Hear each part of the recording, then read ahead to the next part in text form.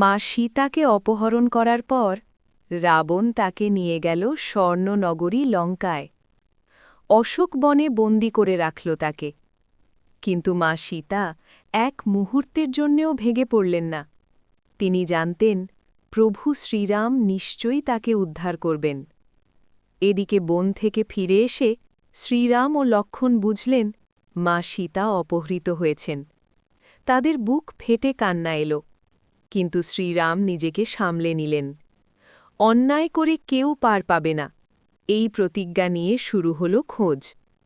পথে তাদের সঙ্গে দেখা হল হনুমান, সুগ্রীব আর বানর সেনাদের। হনুমান সমুদ্র পাড়ি দিয়ে লঙ্কায় পৌঁছালেন। মা সীতার কাছে গিয়ে দিলেন শ্রীরামের আংটি।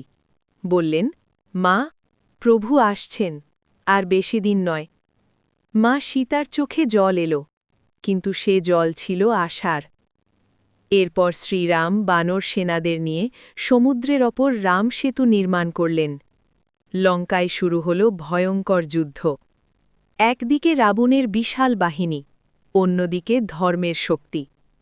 মেঘনাদ, কুম্ভকর্ণ এক এক করে সবাই পরাজিত হল।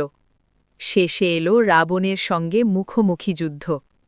রাবণ ছিল শক্তিশালী, কিন্তু তার শক্তি ছিল অহংকারে ভরা।